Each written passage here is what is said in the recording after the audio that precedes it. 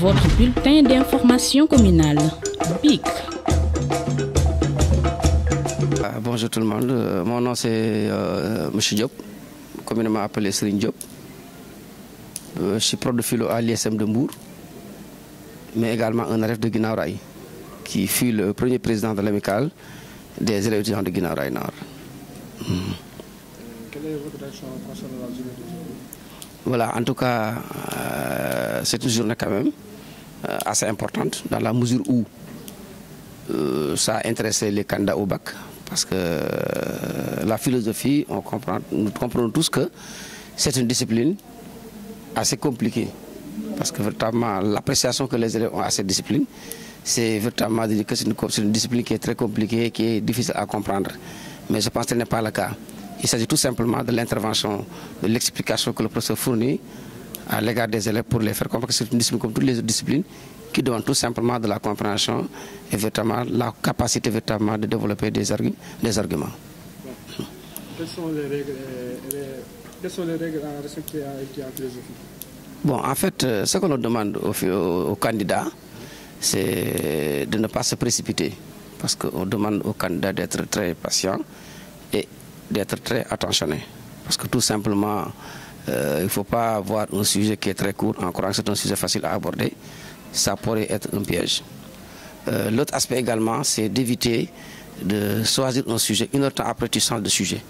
Tout ça, véritablement, c'est des manques de préparation. Parce que devant un sujet, il faut d'abord faire un choix. Et le choix est conditionné par la lecture exhaustive des sujets. Donc il faudra véritablement lire tous les sujets, choisir une, ensuite de l'aborder pour véritablement l'expliquer de manière clairement.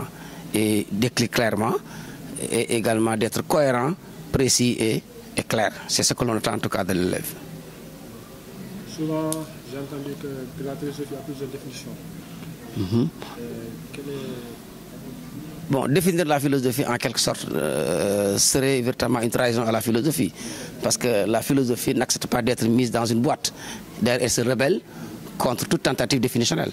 C'est pourquoi on dit quelque part que la philosophie ne semble pas être définie ça. Mais cela ne saurait être véritablement un prétexte pour échapper à la question de savoir qu'est-ce que la philosophie.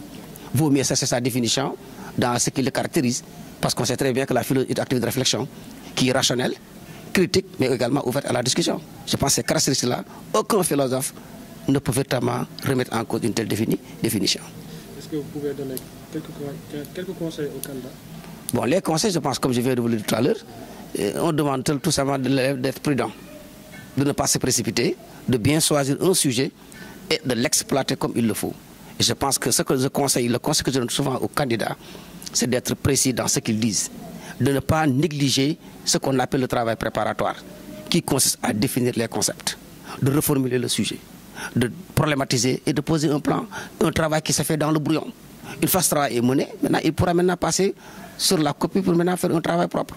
Mais s'il écrit directement sur la copie, il peut s'induire dans l'erreur. Et vous savez très bien qu'en philosophie, l'erreur se paye cash. Si vous vous dites des choses qui ne tiennent pas debout, vous signez votre acte de décès. Ça, il faut véritablement le comprendre. Est-ce que vous pouvez me dire quelques mots concernant l'association qui vous a permis de venir ici pour faire une synthèse? Cette association, je n'aurais pu avoir que des pensées, en tout cas de contentement surtout. Parce que ce que Senghor est pour le Sénégal, c'est ce que je suis pour cette amicale. C'est un bébé à moi, je peux dire. Parce que je fais partie des membres fondateurs de cette amicale et qui a en tout cas participé à la mise en place de cette association. Et si jusqu'à nous, par nos frères, c'est parce qu'ils l'ont bien entretenu. En tout cas, je les encourage de continuer sur cette lancée, de savoir quelque part que ce n'est pas facile. Et c'est une mission, c'est un sacerdoce. Parce que quand on est dans une association, on ne vous paye pas. Mais c'est ce qu'on appelle un don de soi. Vous donnez ce peu que vous avez, vous partagez ça avec vos frères, avec la communauté. Et c'est véritablement un acte digne et noble. Bon, le mot de la fin, en tout cas, c'est de souhaiter en tout cas une bonne continuation aux élèves, de prier pour qu'ils réussissent tous, n'est-ce pas?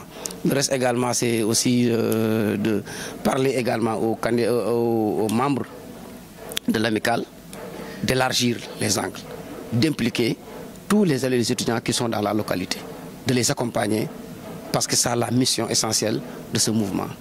Je vous remercie.